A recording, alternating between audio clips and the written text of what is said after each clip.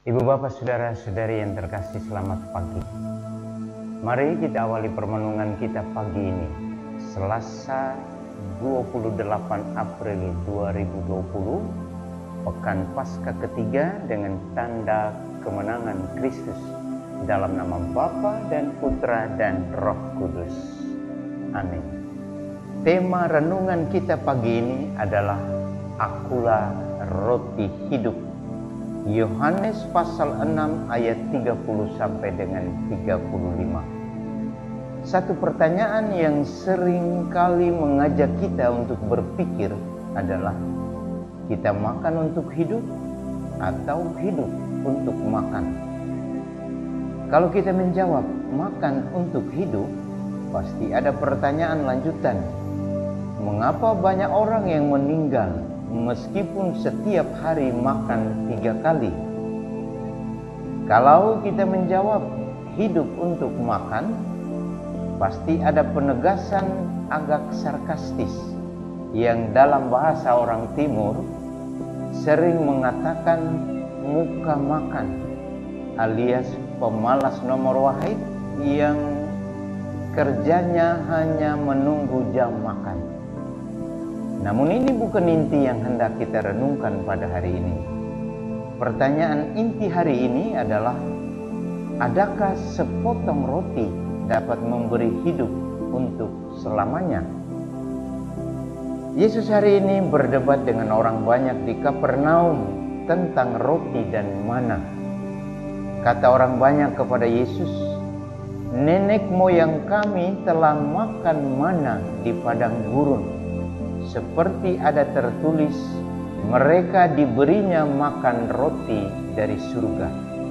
Yohanes pasal 6 ayat 31. Orang-orang Yahudi di Kapernaum seakan mau menegaskan kepada Yesus bahwa bangsanya adalah bangsa pilihan yang tidak dapat dibatalkan oleh siapapun dan oleh apapun. Bangsa yang seakan-akan sudah memiliki jaminan keselamatan walau ada banyak kebobrokan. Maka Yesus menegaskan untuk mereka bahwa roti atau mana yang diperoleh nenek moyang bangsa Yahudi di padang gurun berasal dari Bapanya. Karena roti yang dari Allah ialah roti yang turun dari surga dan yang memberi hidup kepada dunia. Kata Yesus kepada mereka, Yohanes pasal 6 ayat 33. Dan ini merupakan kebenaran yang tidak dapat disangkal, karena Yahweh lah yang memberi mana itu dari surga.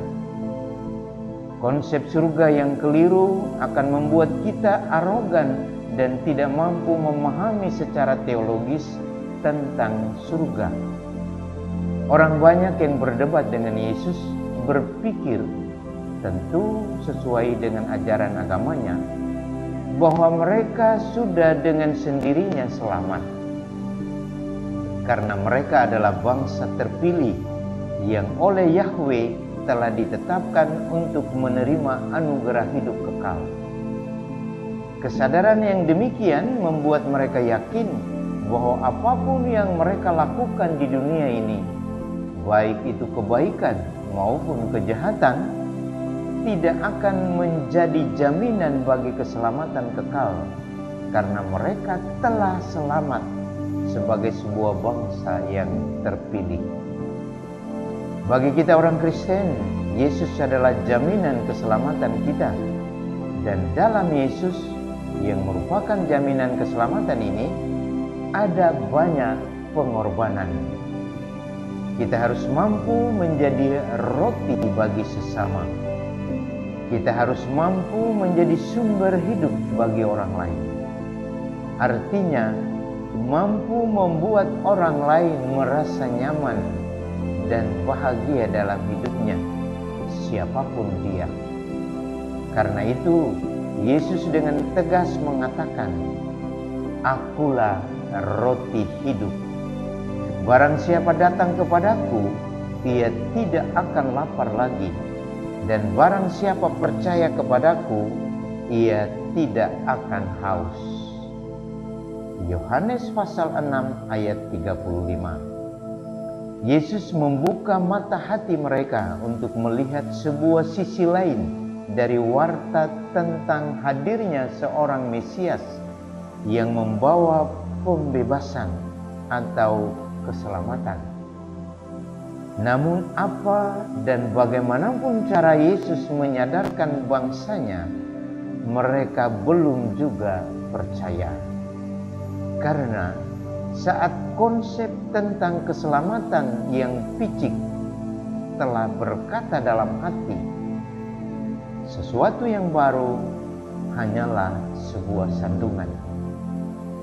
Kita bercermin pada Sang Sabda yang mengatakan, "Akulah roti hidup." Saudaraku terkasih, jika kita juga menghayati bahwa keselamatan adalah sesuatu yang terberi tanpa pengorbanan, maka kita telah masuk dalam pusaran arus yang mencelakakan. Salam Cornovum, hati baru. Dia yang bangkit jaya senantiasa memberkati kita semua dalam nama Bapa dan Putra dan Roh Kudus. Amin.